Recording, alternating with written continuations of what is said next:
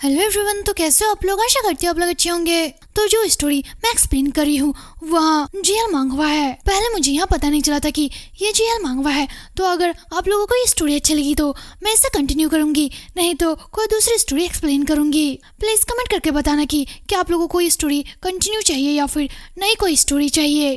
तो जैसे कि हमने पिछले एपिसोड में देखा था कि वो सा के घर में जाती है और वहाँ उसके बाद वे लोग नहाने के लिए जाते हैं। क्यों सबसे पहले नहाने के लिए थोड़ा सा कतरा रही होती है और उसके बाद सा क्यों का कपड़ा पकड़ के खींचती है और फिर क्यों बहुत जल्दी के साथ पानी के अंदर जाके बैठ जाती है। फिर सा बोलती है कि तुम बहुत ज्यादा अजीब हो, तुम्हें नहाने को लेकर इतनी ज्यादा प्रॉब्लम आखिरकार क्यों हो रही है। फिर क्यों मनीमन बोलती है कि अभी लगभग मेरा राज खुल ही जाता और उसके बाद सा बोलती है कि लो एक ड्रिंक लो, इससे तुम्हें अच्छा लगेगा, टेंशन मत लो, इसमें जहर या फिर और कुछ नहीं है। उसके बाद क्यों बोलती है कि लेकिन मैं, फिर क्यों मनीमन बोलती है कि मैं यहाँ आशा करती हूँ कि अल्कोहल पौधे पर इफेक्ट नहीं करेगी, पहले मैं इसकी थोड़ी सी स्मेल ले लेती हूँ, यहाँ ठीक रहेगा। तभी सा अपने पैर को क्यों के पैर से टकरा देती है और फिर बोलती है कि इधर आओ, मैं तुम्हारी मालिश कर देती हूँ। फिर क्यों बोलती है कि प्लीज ऐसा मत करो, मुझे बहुत ज्यादा शर्म आती है। फिर सा बोलती है कि क्या तुम्हारी बॉडी पर कुछ ऐसा है जो तुम नहीं चाहती कि कोई और जाने। फिर क्यों बोलती है कि ओ नहीं बिल्कुल नहीं।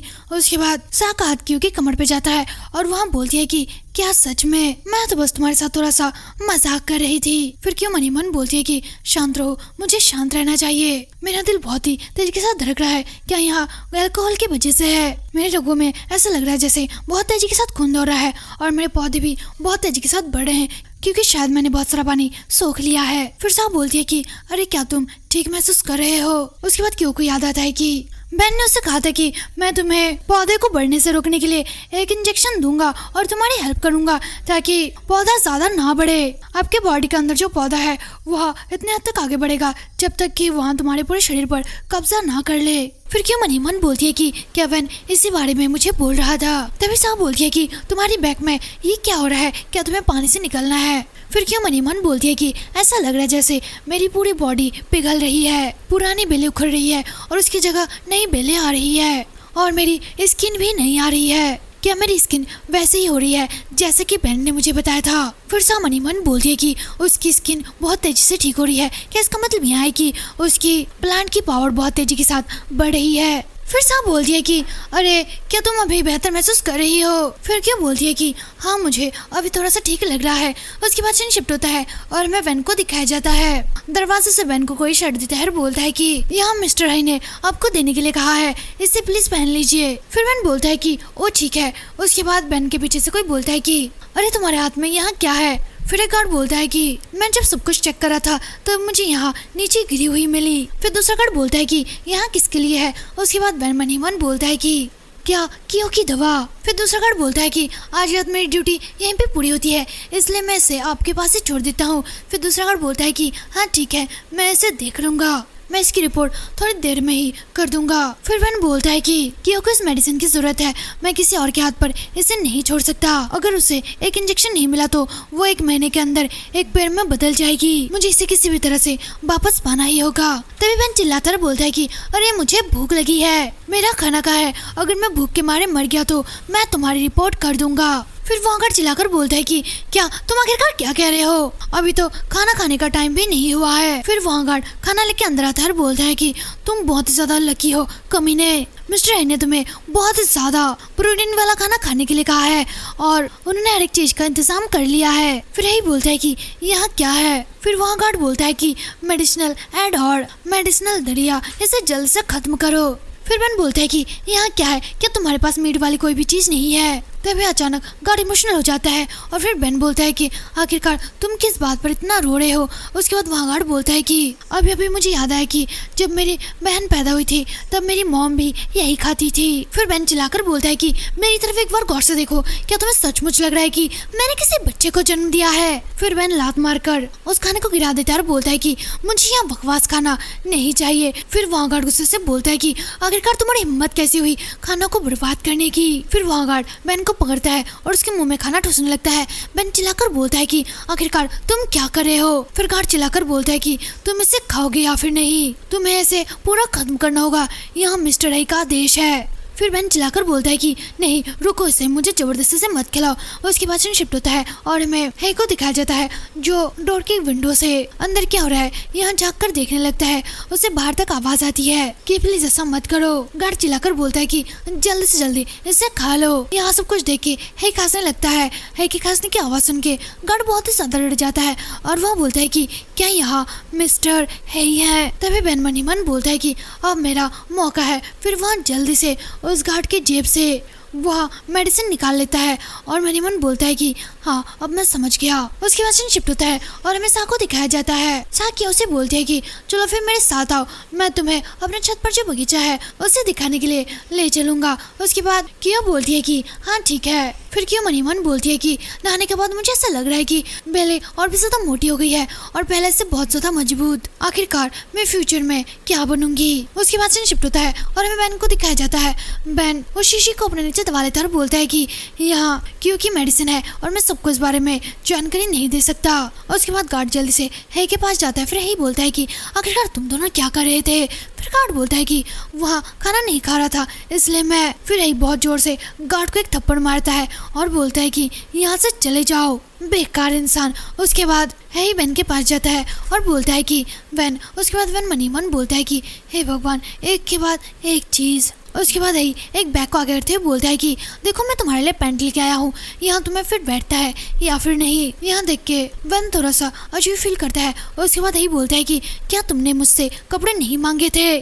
फिर बहन मन ही मन बोलता है कि अगर मैं भी खड़ा हुआ तो वहाँ दवा नीचे गिर जाएगी और उसे दिख जाएगी। फिर ही मन ही मन बोलता है कि अब फिर उससे क्या हुआ। फिर ही बोलता है कि इस पैंट को लो और पहनो, ये मेरा ऑर्डर है। फिर बहन बोलता है कि मेरे पेट में दर्द है। यहाँ बोलते ही बहन सो जाता है और चिल्लाकर बोलता है कि हे भगवान, मेरे पेट में बहुत तेज दर्द हो रहा है, मेरी हेल्प करो। उसके बाद यही चौंक कर बोलता है कि क्या हुआ, क्या तुम्हें फूड पॉइजनिंग हुई है। तभी यही बाहर जाता है और चिल्लाकर बोलता है कि गार्ड तुम कहाँ हो। गार्ड जल्दी से हे के पास आता है। फिर यही बोलता है कि क्या तुमने उसे खराब खाना दिया है। फिर गार्ड बोलता है कि नहीं बिल्कुल भी नहीं। गार्ड जल्दी से नीचे बैठ जाता है और चिल्लाकर बोलता है कि मैं अपनी जान की कसम खाकर कहता हूँ मैंने ऐसा कुछ भी नहीं किया। फिर यही चिल्लाकर बोलता है कि यहाँ से तुम जाओ, जाकर जल्दी से डॉक्टर को बुला के लेके आओ। उसके बाद वहाँ गार्ड बोलता है कि जी सर। फिर बहन मन ही मन बोलता है कि उसे शायद यहाँ नहीं पता डॉक्टर के साथ मेरा रिलेशन अच्छा है, उसे मेरी मदद जरूर करनी चाहिए। उसके बाद सीन शिफ्ट होता है और हमें 30 मिनट बाद का सीन दिखाया जाता है। डॉक्टर आता है और बहन को चेक करने लगता है। फिर यही बोलता है कि उसे क्या हुआ मुझे बोलो। फिर वहाँ डॉक्टर बोलता है कि बास्टर्ड। फिर आई चौक कर बोलता है कि क्या आपने अभी भी क्या कहा। फिर वहाँ डॉक्टर बोलता है कि वो मेरा मतलब यह है कि मुझे पता चल गया कि उसे क्या हुआ है। फिर आई चलाकर बोलता है कि ऐसे घुमा फिरा कर बातें मत करो, साफ साफ बोलो आखिरकार उसे क्या हुआ है। फिर डॉक्टर बोलता है कि वो हम बहुत ज्यादा टेंशन लेता है और उसे अच्छे खाने की और गर्म बिस्तर की जरूरत है, यहाँ काफी ठंडा है इसलिए उसे बहुत ज्यादा प्रॉब्लम हो रही है। उसके बाद बेन फिर से नौटंकी करके बोलता है कि अरे नहीं, मेरे पेट में बहुत ज्यादा दर्द हो रहा है। फिर यही बोलता है कि तो फिर आप क्या कहना चाहते हैं। फिर वहाँ डॉक्टर बोलता है कि यहाँ बहुत ज्यादा ठंडा है इसलिए उसके लिए एक और गर्म जगह रेडी करो। फिर हाई मनी मन बोलता है कि सिर्फ इसलिए क्योंकि तुम बीमार हो, यहाँ सोचना कि मैं तुम्हें जाने दूंगा। फिर यही बोलता है कि तो फिर ठीक है, तुम जाकर इलाज करवाओ, तुम ठीक हो जाओगे तो मैं तुम्हारे लिए किसी दूसरे सेल में ट्रांसफर कर दूंगा। फिर वैन बोलता है कि नहीं, मैं ऐसा नहीं कर सकता, मेरे पेट में इतना ज्यादा दर्द हो रहा है कि मैं हिल भी नहीं सकता। फिर यही बोलता है कि तुम्हारी कितनी ज्यादा डिमांड है। फिर बैन को 2 लोग उठा के वहाँ से ले जाते हैं। यही बोलता है कि उसे जल्दी जल्दी हॉस्पिटल ले जाओ और इसकी सिचुएशन को ठीक करो। फिर यही मनी मन बोलता है कि कैसा हो सकता है कि हॉस्पिटल में पर्याप्त दवा ना हो, उसे इसे लेने के लिए किसी से बोलना पड़ा कि वहाँ बाहर से ले आए, मुझे कुछ गड़बड़ लग रही है। उसके बाद शिफ्ट उत्तर में क्यों को दिखाया जाता है कि वो साके गार्डन में जाती है और बोलती है कि क्या यहाँ तुम्हारा गार्डन है जहाँ पर एक भी फूल नहीं है। उसके बाद साहब बोलती है कि मैंने यहाँ फूलों का एक गुच्छा लगाया था लेकिन वे सभी मर गए, यहाँ बस एक ही फूल बचा हुआ है जो भी बहुत मुश्किल से टिका हुआ है। फिर क्या बोलती है कि यहाँ आखिरकार कैसे हो सकता है, क्या तुम इनको पानी नहीं देती। फिर साहब बोलती है कि मुझे बाद में पता चला कि शहर की ज्यादातर मिट्टी वहाँ पॉल्यूटेड हो चुकी है इसलिए यहाँ पर फूल नहीं उग पा रहे हैं। मैं इसे फिर से खिलते हुए देखना चाहती हूँ, एक फूल की तरह सुंदर, भले ही यहाँ बस शॉर्ट टाइम के लिए हो, फिर भी इसके लिए यहाँ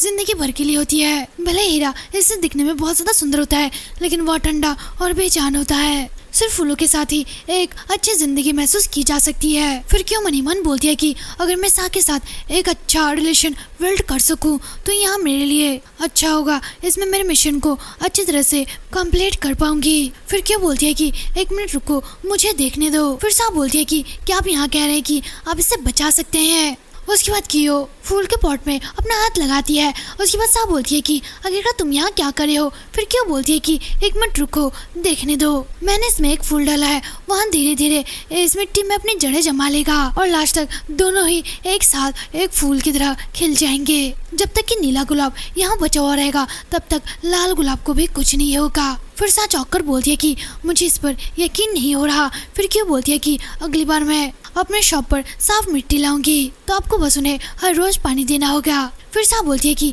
हाँ, मैं यहाँ बात याद रखूंगी और मैं उनकी अच्छे से देखभाल करूंगी। वैसे मुझे बहुत ज़्यादा खुशी है कि आप मुझसे मिले हो, मैं बहुत टाइम से इतना खुश कभी भी नहीं हुई।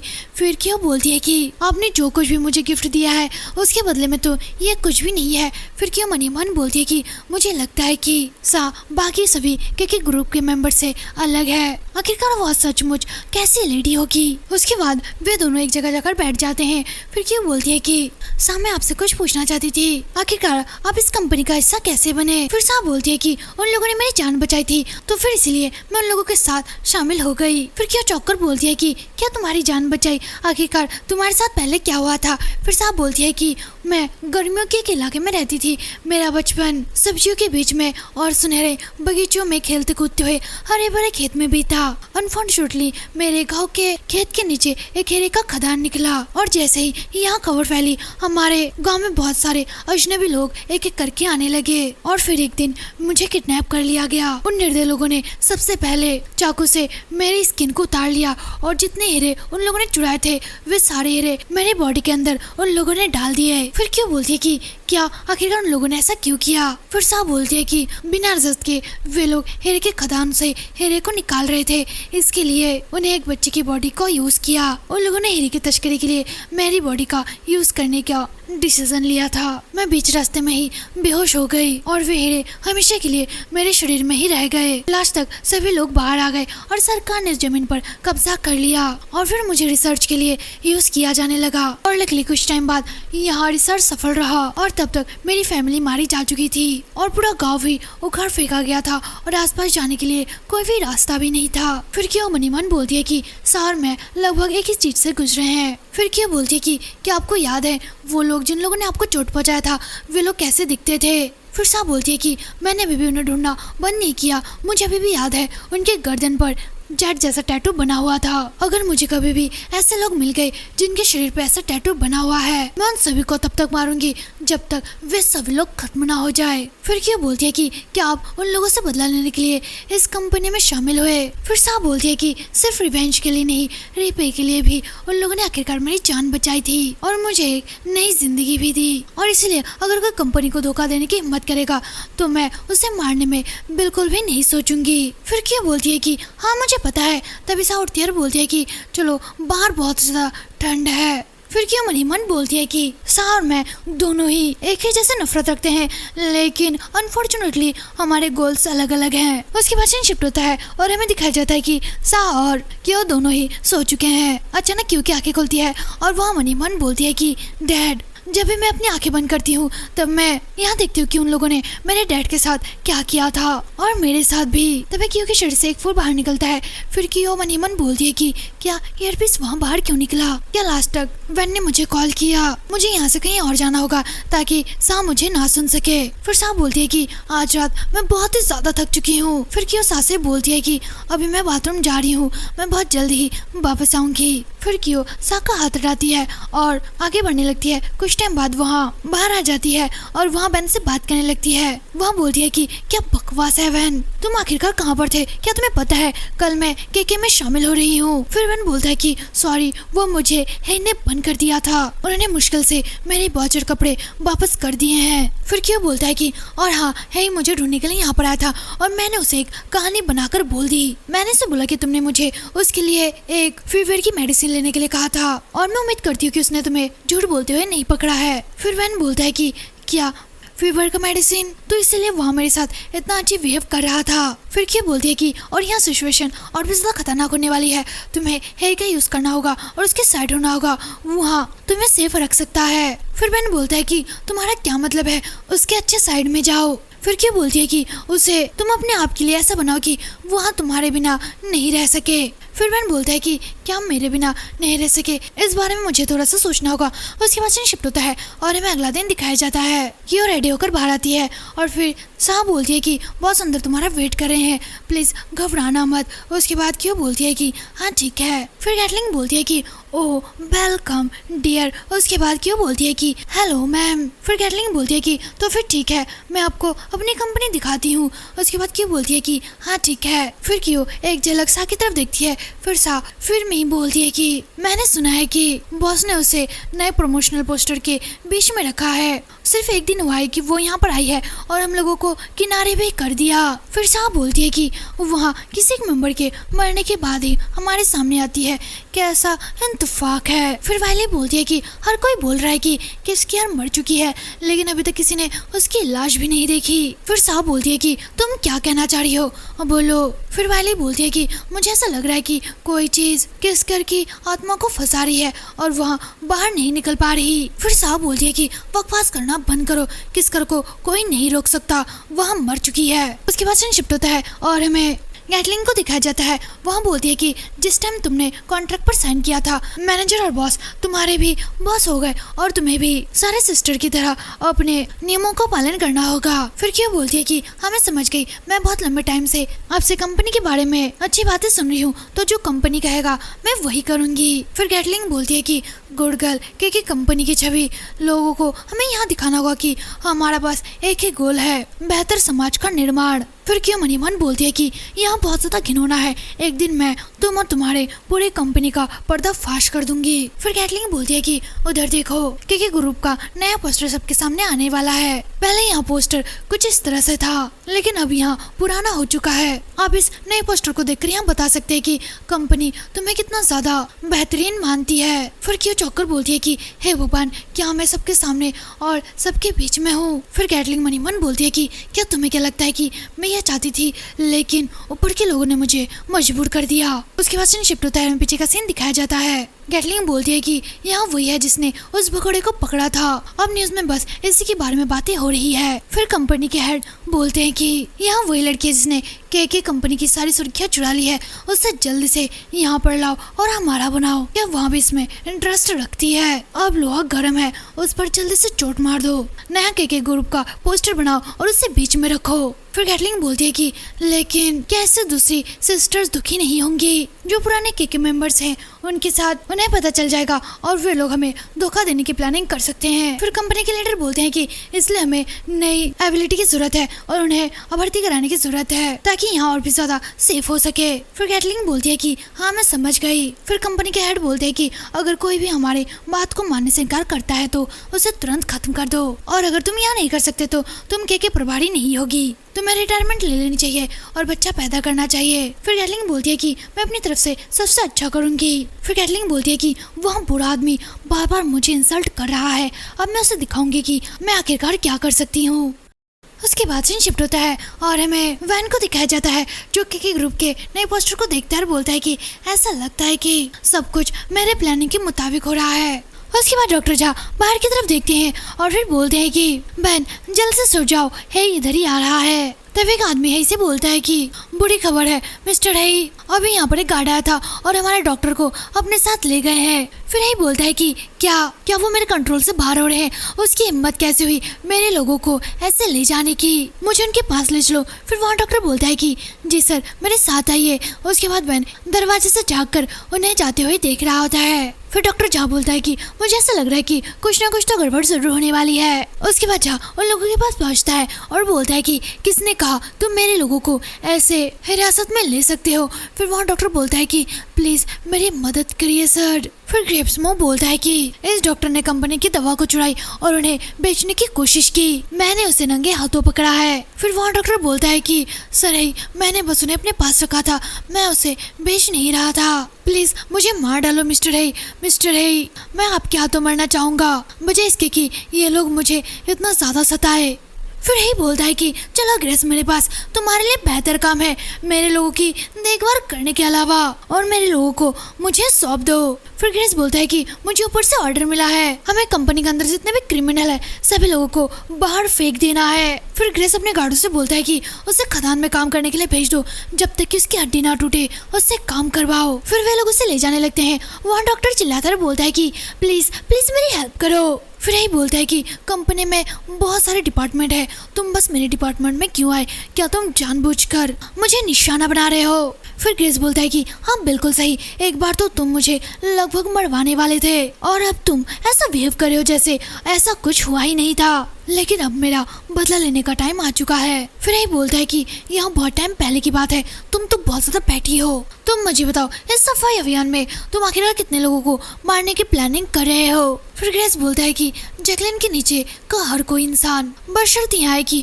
वहाँ कोई ऐसा काम करे जिससे कंपनी का नाम बदनाम हो, मैं सभी लोगों को मार डालूंगा।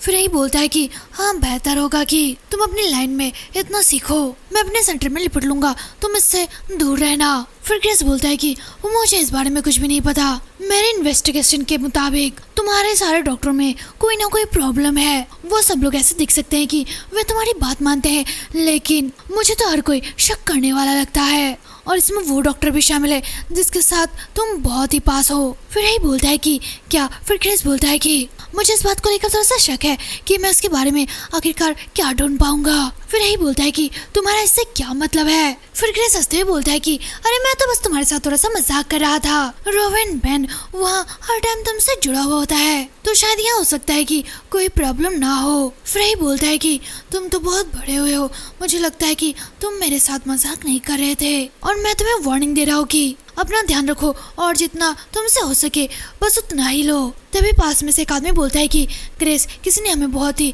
इम्पोर्टेंट इंफॉर्मेशन दी है। फिर ग्रेस बोलता है कि उसे जल्दी से मेरे पास ले आओ।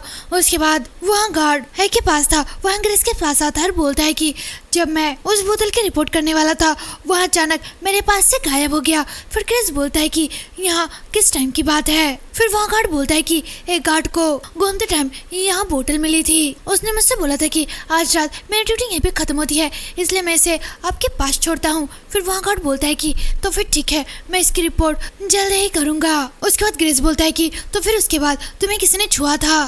फिर वहाँ गार्ड बोलता है कि हाँ, वैन वहाँ अकेला था जिसने मुझे छुआ था। फिर ग्रेस बोलता है कि मैं जानता था कि वहाँ मुसीबत था। उसके बाद सीन शिफ्ट होता है और हमें बैन को डॉक्टर झा को दिखाया जाता है।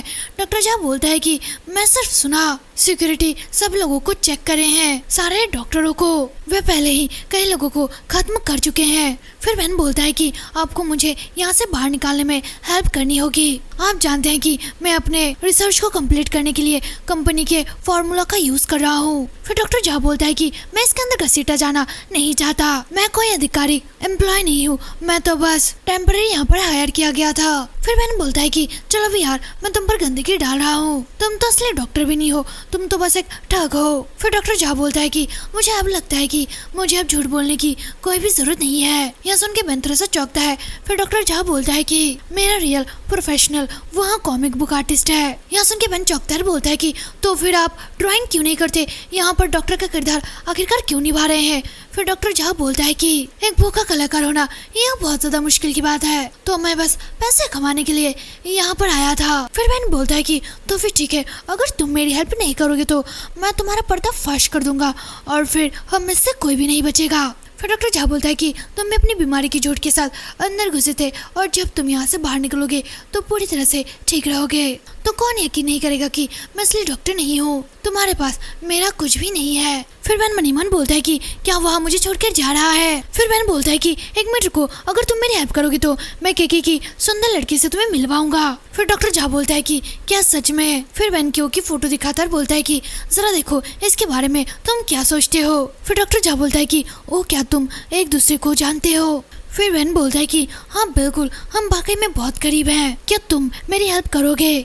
तभी वहाँ पर हे आता है और बोलता है कि रोविन और झा हे को देख के चौंकते हैं। फिर झा बोलता है कि ओ हेलो सर हे। उसके बाद हे बोलता है कि उसके बिस्तर से यहाँ बकवास चीज हटाओ। फिर झा बोलता है कि हाँ। तभी हे बैन के ऊपर से कमल को हटाता है और एक सेंसर उसके जेब के पास ले जाता है और बोलता है कि जो भी चीज तुम्हारी जेब में छुपी है उसे जल्दी से बाहर निकालो। फिर बैन मनी मन बोलता है कि लकीली मैंने पहले ही दवा को चेंज कर दिया था। फिर हे उसे बाहर निकालता है और बोलता है कि मैं जानता था तुम कुछ कर रहे हो, क्या तुम बाकी ड्रग्स की तस्करी कर रहे हो। फिर बैन बोलता है कि प्लीज मुझे एक्सप्लेन करने दो। फिर हे बोलता है कि इसमें समझाने की क्या बात है, क्या तुम जानते हो इससे तुम्हें मौत की सजा मिल सकती है। अगर इस बारे में कंपनी को पता चल गया तो मैं तुम्हें नहीं बचा पाऊंगा, समझे। तभी वहाँ पर ग्रेस आता है बोलता है कि ओ तो सारे सबूत यहाँ पे मौजूद है, तो तुम इस बारे में कुछ करना या फिर कुछ कहना चाहोगे। फिर डॉक्टर झा बोलता है कि यहाँ पर इतने सारे लोगों को नहीं रहना चाहिए। फिर एक आदमी डॉक्टर झा को बाहर निकालता है और बोलता है कि बाहर में जाओ। फिर ग्रेस बोलता है कि मैं इसे ले जा रहा हूँ, आखिरकार इसके साथ क्या प्रॉब्लम है। फिर बैन बोलता है कि यहाँ कंपनी की कोई दवा नहीं है, यहाँ मिस्टर हे की तरफ से मेरे लिए गिफ्ट है, अगर तुम्हें इस पर यकीन नहीं हो रहा है तो तुम इसकी स्मेल ले सकते हो। फिर हे बोलता है कि क्या मेरे लिए यहाँ कैसी स्मेल है। फिर डॉक्टर झा बोलता है कि यहाँ बस एक गलतफहमी थी, बैन ने मुझे यहाँ दवा बनाने के लिए कहा था। सर हे को जुकाम था और जुकाम को खत्म करने के लिए मैंने यहाँ मेडिसिन बनाई है। यहाँ सुन के हे और ग्रेस दोनों चौंकते हैं और बोलते हैं कि क्या। फिर हे वहाँ गार्ड से बोलता है कि ध्यान से देखो कि यही वही बोतल है जिसने आपको देखा था। फिर वहाँ गार्ड बोलता है कि हाँ देखने पर तो यहाँ बोतल सेम ही लगती है। उसके बाद डॉक्टर झा मनीमोहन बोलता है कि ऐसे इसलिए क्योंकि मैंने इसमें खाने की स्मेल मिलाई है और अब टाइम आ गया है कि वैन वैसा ही एक्टिंग करे जैसे कि मैंने उसे सिखाया था। फिर झा जल्दी से वैन के पास जाता है बोलता है कि मुझे नहीं पता कि आप इस बारे में क्या सोचते हैं, आपको इस बारे में पता है या फिर नहीं, लेकिन वैन हर टाइम बस आपके बारे में ही सोचता है। वह मुझसे बस कहता है कि बस तुम्हारी नोज वहाँ सही हो जाए। फिर यही मनीमन बोलता है कि उस दवा को सुनने के बाद मुझे थोड़ा सा बेहतर लग रहा है, मुझे नहीं लगता कि वह झूठ बोल रहा है। फिर डॉक्टर झा बोलता है कि वो हमेशा आपके आने का वेट करता है और आप जब आ गए तो आप उसके साथ ऐसा बिहेव कर रहे हो, मेरा बेचारा बच्चा। उसके बाद वैन भी रोनी की एक्टिंग करता है इससे थोड़ा सा इमोशनल होता है और वैन के पास आके बोलता है कि आपने पहले इस बारे में कुछ क्यों नहीं कहा। फिर डॉक्टर झा बोलता है कि वो आपको बताने की कोशिश कर रहा था लेकिन आपने पहले उसकी बात ही नहीं सुनी। फिर यही बोलता है कि मैं तुम्हारे लिए बहुत ज्यादा हार्ड था, क्या तुम्हें चोट लगी है। फिर वैन बोलता है कि हाँ बस थोड़ा सा। उसके बाद ग्रेस बोलता है कि क्या तुम दोनों मुझे अनदेखा कर रहे हो। फिर ग्रेस मनीमन बोलता है कि वो आदमी अच्छी तरीके से जानता है कि नाटक कैसे करना है, मुझे जल्द से जल्द उससे छुटकारा पाना होगा। फिर ग्रेस अपने गार्ड्स को ऑर्डर देता है कि जाओ उसे पकड़ो। तभी यही सामने खड़ा हो जाता है और बोलता है कि उसे पकड़ने की हिम्मत मत करना। फिर ग्रेस बोलता है कि तो है कि तुम सचमुच आज मेरे खिलाफ खड़े हो जाओगे। उसके बाद सीन शिफ्ट होता है और हमें गैटलिंग को दिखाया जाता है। वहाँ बोलती है कि प्रेसिडेंट ने हमें और सुपर ह्यूमन को बनाने के लिए कहा है एक नई दवा जिसे हम और ज्यादा ग्रो कर रहे हैं। ह्यूमन की जिंदगी को और भी अच्छी तरीके से आगे बढ़ाने के लिए हमें कुछ ऐसा अन्वेषण करना होगा जिससे आदमी भी बच्चे को पैदा कर सके। मैं इसे ऑपरेशन वॉल ब्रेकर कह रही हूँ और ज्यू सही इस ऑपरेशन के इंचार्ज होंगे। और आखिरकार वहाँ कहा है इस इम्पोर्टेंट मीटिंग में देर से आने की उनकी हिम्मत कैसी हुई। उसके बाद सीन शिफ्ट होता है और हमें बैन और बाकी लोगों को दिखाया जाता है। ग्रेस का एक गार्ड बैन को पकड़ने के लिए आगे बढ़ता है और बोलता है कि मेरे साथ आओ। जैसे वहाँ बैन को पकड़ता है बहुत जोर से उस गार्ड को थप्पड़ मारता है और चिल्लाकर बोलता है कि एकदम आगे मत बढ़ना, क्या तुम्हें कोई प्रॉब्लम है। उसके बाद ग्रेस बोलता है कि हम सिर्फ पूछताछ करने के लिए यहाँ पे आए थे, इतना ज्यादा घबरा क्यों रहे हो। फिर यही बोलता है कि इसका मतलब यह है कि आपने सभी सबूत देखे हैं, यह मेडिसिन इस कंपनी का हिस्सा नहीं है, डॉक्टर क्यों ने इसे खुद बनाया है, तो बैन पर कोई भी क्रिमिनल रिपोर्ट नहीं बनता तो मैं उससे क्यों ले जाने दूं। फिर ग्रेस बोलता है कि तुम उस बूढ़े खुसट पर उसके बात पर यकीन कर रहे हो पर मैं नहीं कर सकता, ऐसा कोई तरीका नहीं है कि वहाँ खुद इस दवा को बना सके। फिर डॉक्टर झा बोलता है कि सिर्फ इसलिए कि दूसरे लोगों को यहाँ नहीं आता तो इसका मतलब यहाँ भी नहीं है कि मैं खुद इसको नहीं बना सकता, मैं कोई नॉर्मल डॉक्टर नहीं हूँ। फिर क्यों बोलता है कि हाँ बहुत खास है इसलिए देखो वो हम बाकियों जैसा भी दिखता भी नहीं है। यह सुन के ग्रेस थोड़ा सा चौंकता बोलता है कि क्या। उसके बाद उसका एक गार्ड बोलता है कि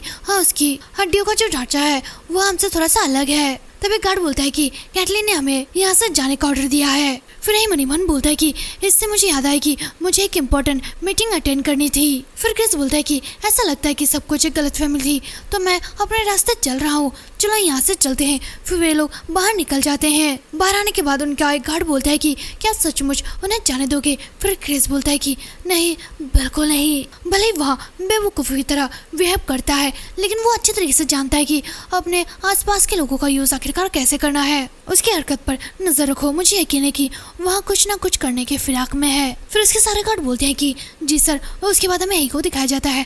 वहाँ बोलता है कि क्या आपने ज़ॉम्बी फॉर्म के बारे में कुछ सुना है? कैटी के शायद वहाँ कंपनी के आसपास अपना चेहरा दिखाते हैं और उसके सामने आने वाला आदमी शायद ही कभी जिंदा बचा है। लकीली इस बार उसके पास तुम्हारे खिलाफ कोई भी सबूत नहीं था, वरना मैं तुम्हें सेफ नहीं रख पाता। यहाँ बोल के ही वहाँ से चला जाता है। फिर बेन मन ही मन बोलता है कि मुझे क्यों को इस बारे में बताना होगा, शायद वहाँ मदद कर सके। तो यही पर हमारे एपिसोड का एंड होता है। अगर आपको स्टोरी अच्छी लगी तो लाइक करे, शेयर करे, कमेंट करे, सब्सक्राइब करे और बेल आइकन को दबाना ना भूले, ताकि हमारी नई नई वीडियो की नोटिफिकेशन आपको मिलती रहे। तब तक के लिए बाय बाय, अपना ध्यान रखिए।